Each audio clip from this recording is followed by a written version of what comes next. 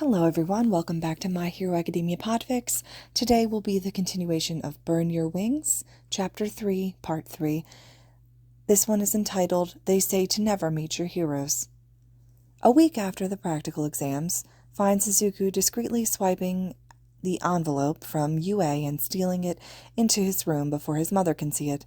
He hasn't told Inko that he'd applied to UA yet, not wanting to get her hopes up only to take a chance at disappointing her.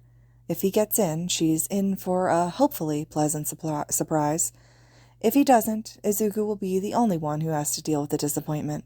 What Inko doesn't know can't hurt her. He tears the envelope and a small round device falls out, letting loose a hologram with All Might's unmistakable face filling the entire screen. Izuku's heart simultaneously jumps to his throat and sinks to his gut at the sight of his hero. Oh shit. Izuku had known that whoever was grading the practical exam would see him use his quirk from the many cameras he's sure were littered around the arena. He was okay with the staff of UA seeing his quirk, but he'd never banked on All Might being a part of that panel and seeing his quirk as well. During the months they've trained, All Might had never once brought up Izuku's inherited quirk. Maybe he hadn't noticed Izuku use it against the slime villain, or maybe training for One for All was just too urgent and he never got around to it. Izuku doesn't know. He'd been too relieved to ask. But now that All Might has presumably seen him throw around and throw up his quirk left and right, he's bound to ask about it. That is not a conversation that Izuku's looking forward to. For the moment, though, All Might's projection thankfully makes no comment on that particular subject as he buoyantly runs through Izuku's results. You did fine on the written test, and at the practical you earned a decent score of 40 points. But wait, there's more. Behold this screen. And on another screen pops up behind All Might, who's also on a screen, so how many walls is this breaking? But Izuku's dry musings are cut short when he sees the familiar face of the girl he'd protected from the Zero Bot. Sorry to bother you, but do you know the boy with the greenish-black hair? He tied it back in a half-bun, and he looks, kind of like a bunny. Do you know who I'm talking about? And no, Izuku doesn't know, because a bunny? Is that supposed to be him? How? But despite his utter confusion, the girl continues on. Would it be possible to share some of my points with him? At that, Izuku freezes. The girl gives a sheepish smile, rubbing the back of her neck with 4 fingers. I mean, he was strong enough to take down that giant robot, and he didn't even need my help landing from the fall, so I guess someone like that might already have enough points, but I still wanted to do something to say thank you. The girl looks up into the camera, and her bright eyes are earnestly honest. He saved me. And those words sound like salvation to his ears. Izuku muffles a strangled gasp against the back of his hand. He saved me, she had said. She had said he saved her, not just protected her. She thanked him, not apologized to him. I'm so sorry. The memory of a broken sob whispers in the back of his mind. But thank you?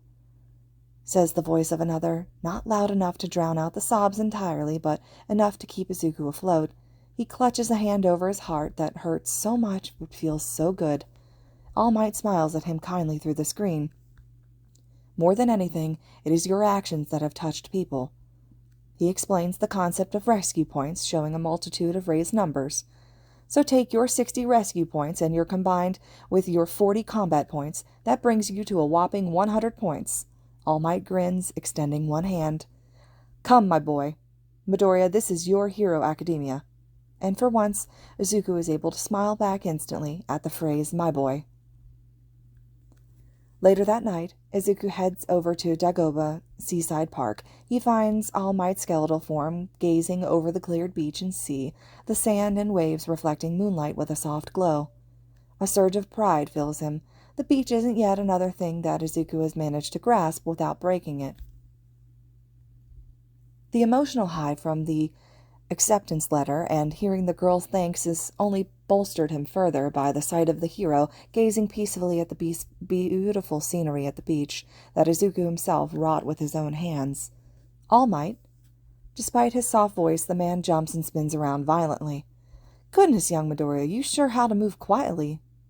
Izuku blinks, treading lightly to the point of having almost no presence is a skill Both he and Inko had unconsciously learned in a desperate attempt to avoid Hizashi's notice and beatings for as long as possible.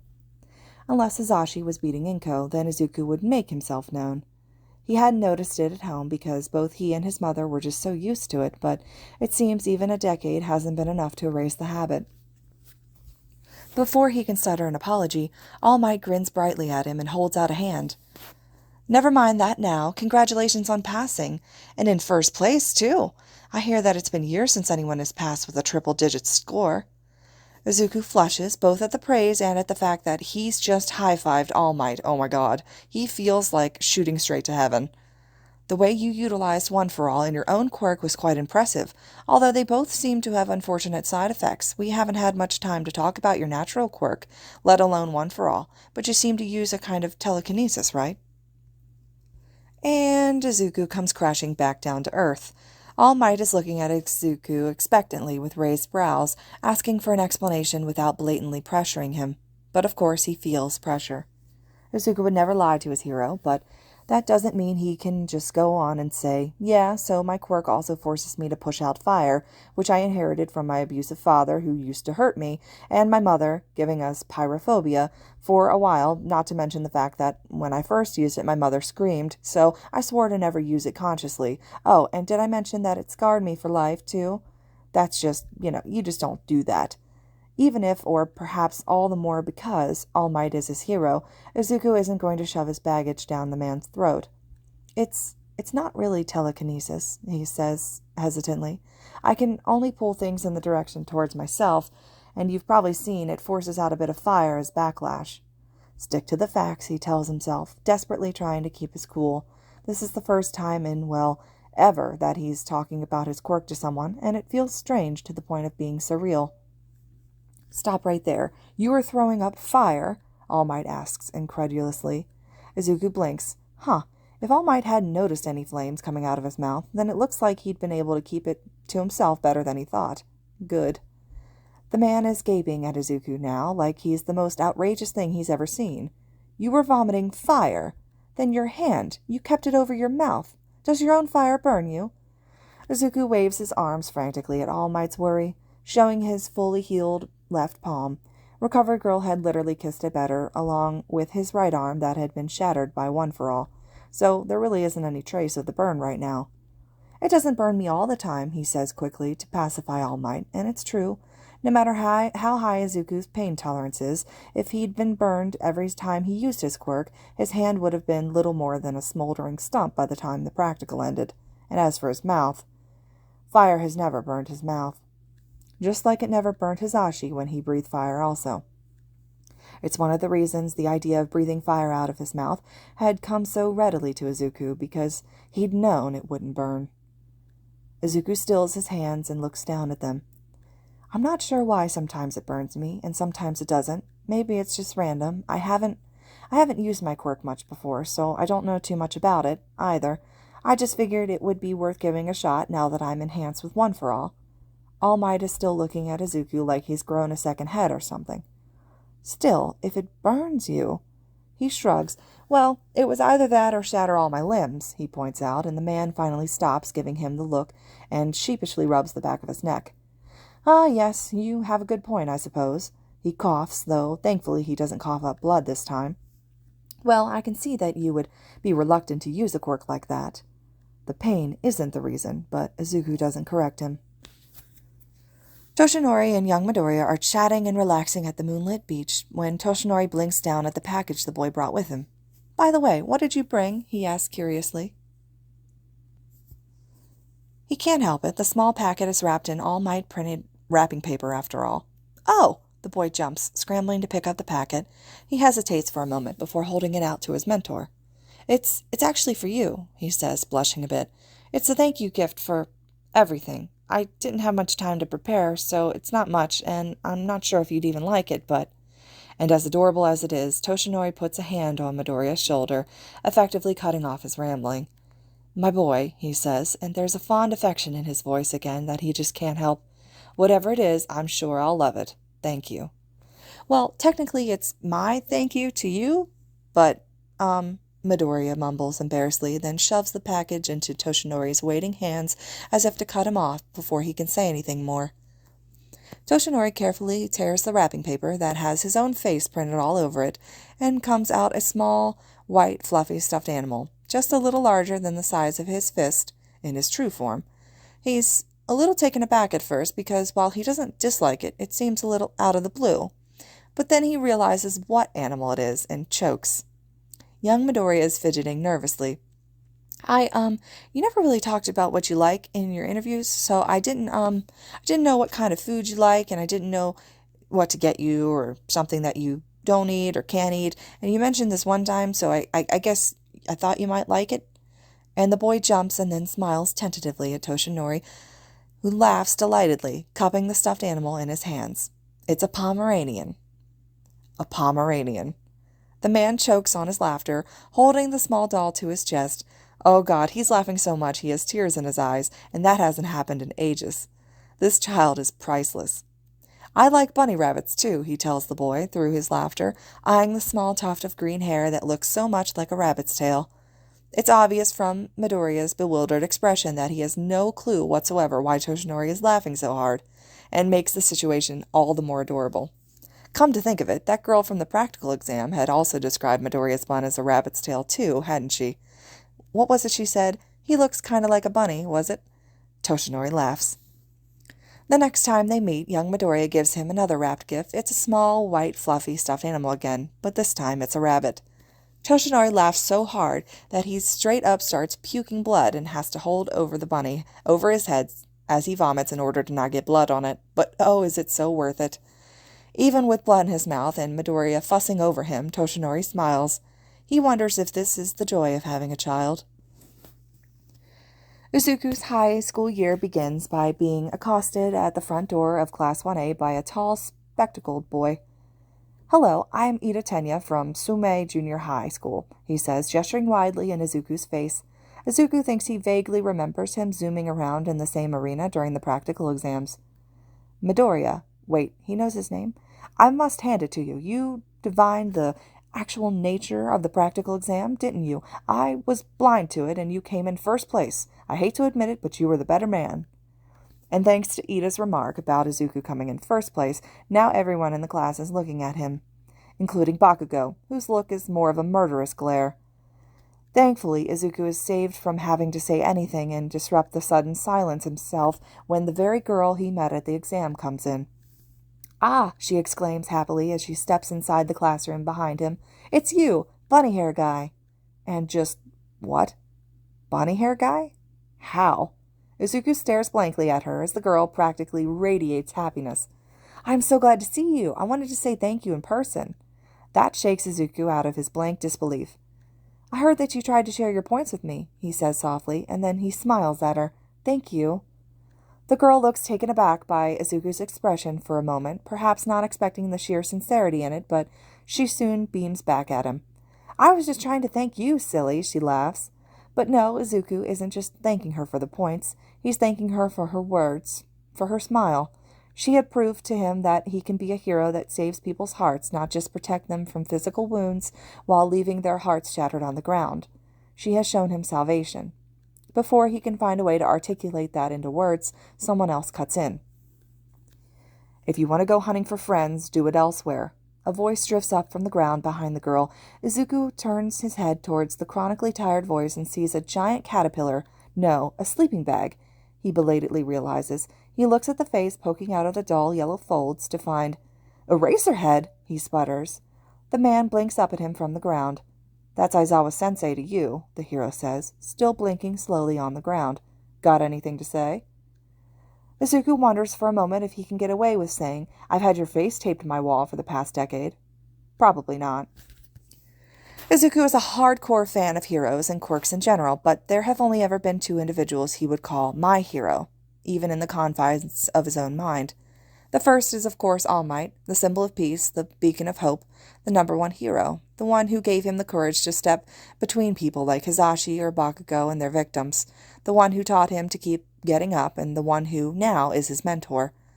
The only other hero who's been elevated to that same pedestal, had gotten and stayed there since the moment that Izuku and Inko watched Hisashi's arrest on TV. Izuku had followed Eraserhead's career as religiously as All Might's, so he'd known that the hero is a teacher at UA. It had been another reason he was so desperate to get in this school, after all, but knowing that isn't the same thing as actually meeting his hero and finding out that he's their homeroom teacher.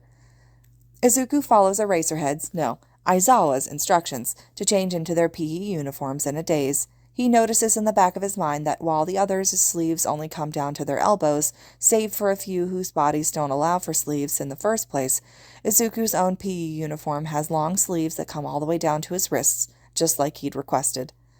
The quirk assessment test that follows is just barely enough to shake Izuku out of his daze. Izuku has never really had much use of his quirk out at all, let alone in a test before the UA entrance exam. Already he's at a disadvantage to his other classmates who have been living and training their quirks for their entire lives.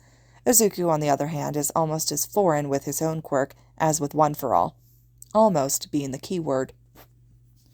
Thanks to the fiasco with the zero-pointer, Izuku now knows that with his One for All enhanced pull, he can pull himself toward things with a surprising force. Landing is going to be hard because he has nothing to counteract the pull, not to mention he's going to have to puke fire into his hand again to keep it to himself and to not burn any of his classmates, but it's better than nothing. For the 50-meter dash and the standing long jump, Izuku pulls himself towards whatever building is on the other side of the track. He lets go of the pull as soon as he's cleared the finish line and has to wildly skid forward a few meters before the momentum dies. Then he's coughing flames into his hand again. For the grip test, he just pulls the grip towards him, and, of course, vomits fire again. The hardest actually turns out to be the sustained sideways jump. He tries pulling himself toward the school building on the left, then the gym on the right, then back again to the left, and so on in quick succession. But, as he'd already proved in the practical exam, using his pull repeatedly without paying the price of the push only makes it build up until it's a physical pain and the backlash is downright punishing. Izuku ends up having to stop halfway through the exercise, to drop to his knees and retch, a hand clasped desperately over his mouth as his whole body shakes with the force of his heaving. He ends up in last place for the sideways jump. Some of the classmates worry for him and ask if he's all right. Izuku just wipes his mouth on his sleeve and stands up with a shaky smile. Luckily, or unluckily, depending on how you look at it, Izuku's quirk isn't of any help in the endurance running or the seated toe touch, but he just does it normally without a quirk and takes the opportunity to take a breather. By the time the last event comes around, Izuku feels better. His left palm is burned again, but it doesn't matter since he'll be using his right hand for the ball pitch. His pull isn't going to be of any help here either. Maybe he can use his fire to push, just like Bakugo used explosions, but no. Izuku squashes that thought before he can progress further. He will not actively use his fire. It may be an unfortunate part of his quirk, but he's going to use his mother's and All Might's quirk to become a hero. Never his father's. Izuku quickly does the math in his head. So far, his results are decent. He did place dead last in the sustained sideways jump, but in all the others he is usually at the top 10, or if not the top 5. As long as he doesn't drop the ball at his feet, he'll be safe from expulsion at least. His name is called for the ball pitch. Izuku takes in a deep breath and steps forward.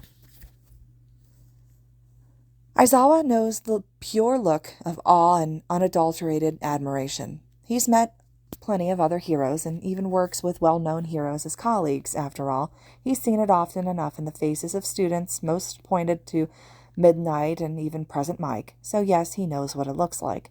He's just never had it pointed at him. And that's not all. Not to mention that he recognized Aizawa as Eraserhead at first sight, but the look Midoriya Izuku gives him just isn't flimsy hero worship or even vague admiration. It's almost reverent, and Aizawa has no idea how to deal with that. So he ignores it. What he isn't going to ignore, though, is Midoriya's quirk. The kid has an undeniably useful quirk that can be versatile with the right imagination and application, as he's proved both in the entrance exams and his quirk assessment test, but the problem is that it comes at a cost. Every time the kid uses his quirk, he has to double over and clamp a hand tightly over his mouth as he coughs violently. It's not uncommon for quirks to have downsides. Uraraka threw up at the end of the practical exam. Aoyama can only use his laser for 1 second at a time, and even Aizawa himself suffers from dry eye.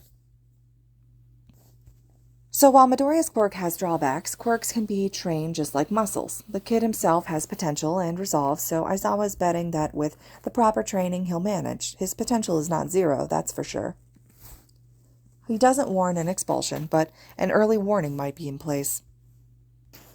As Midoriya prepares his first ball pitch, Aizawa reaches into a deep pocket in his jumpsuit and pulls out a small bouncy ball. As soon as Midoriya throws the ball, Aizawa erases his quirk and tosses his bouncy ball at him simultaneously. Midoriya shows impressive situational awareness and reflexes when his left hand, palm red with at least a first, if not second-degree burn, Aizawa notes, comes flying up to snatch it out of the air before it can hit his head, even as the softball he'd thrown lands a meager 46 meters. He turns to look at Aizawa in confusion, although there's still that underlying layer of sheer admiration and reverence in his gaze. Aizawa does his best to ignore it as he points at the bouncy ball in the kid's left hand. "I erased your quirk," he says, not knowing that Midoriya never planned to use it at all at the ball pitch in the first place anyway. "I've noticed the side effect of your quirk. If you used your quirk just now, you would have been too busy throwing up to catch that. And if that ball was a bomb, you'd be dead. Not to mention that you had to drop out halfway through the side jump because of your backlash. If it was a real situation, you'd be doubly dead." He looks the kid in the eye. "A villain isn't going to politely wait for you. They'll beat you while you're down. If you want to become a hero, you're going to have to figure out a way around your limits before they get you killed." Aizawa beckons with a hand, and Midoriya hesitates before gently tossing the bouncy ball back at him. He plucks it out of the air and nods to the pile of softballs. "Keep that in mind, kid, if you don't want to die. Now, I gave you back your quirk. Hurry up and do your second ball pitch." Midoriya hesitates, though, bowing his head with the ball in his hand as if thinking. From what Aizawa has gathered, his quirk seems to be some kind of telekinesis. Now that he has his quirk again, he would probably use it to enhance his throw. Aizawa isn't going to erase his quirk this time. He's just going to toss the ball at Midoriya's head while he's busy throwing up and making another dry remark about how they would have killed him in a real situation, just to drive home that he needs to refine his quirk. Midoriya finally raises his head with a determined look. He steps forward, drawing back his arm, and Aizawa readies his bouncy ball. But contrary to his expectation, Midoriya doesn't use his telekinesis. Instead, he seems to pull raw power into a single fingertip that he uses to smash the ball into the air at the last possible second. Midoriya catches the bouncy ball deftly with a smack, not a hint of the violent coughing fit to be seen. His right forefinger is swollen and broken, but the kid doesn't even seem to notice the pain as he curls his hand into a victorious fist. He turns towards Aizawa and bares his teeth in a grin.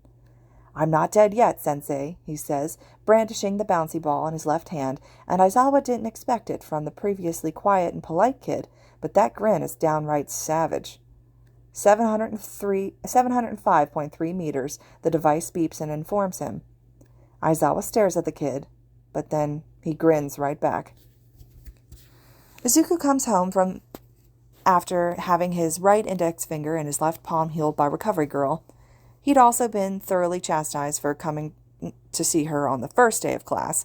"Not that I don't think you're sweet, dear, but this had better not become a pattern." Inko is waiting for him with a package wrapped in All Might printed wrapping paper. "It was in front of our door," she says softly, wringing her hands. "It doesn't say who it's from, so I was worried." But Izuku recognizes that wrapping paper. "It's okay, Mom. I think it's for me." It's the same wrapping paper he'd used to wrap All Might's thank you gift. He brings the box into his room and away from Inko, just in case it isn't from who he says it is, and it actually turns out to be dangerous. He opens the box, and an All Might card greets him first. He flips it open to find a solid, bold writing. "Dear young Midoriya, I was watching the quirk assessment test. Good work with both your quirk and with harnessing you-know-what. This is just a little thumbs-up encouragement, and also congratulations on officially getting through your first day at UA. Keep up the good work." The card isn't signed, but Izuku knows exactly who it's from. He smiles and sets the card cheerfully on his dresser. He also pulls out the yellow bouncy ball that Aizawa had thrown at him. He had asked, and the hero had given him a look for a moment that felt like an entirety before allowing him to keep it from his pocket and pulls it out beside the card. Then he shifts his attention to the contents of the box. He finds 2 plushies, both about the size of his head. One is a Pomeranian, the other is a bunny. They both have fluffy tails. and they're both very, very green. This concludes Chapter 3 of Burn Your Wings. Hope you guys are enjoying this one still. I'll try to get another update done on this one as soon as possible. As always, thank you guys so much, though, for listening. Really appreciate it.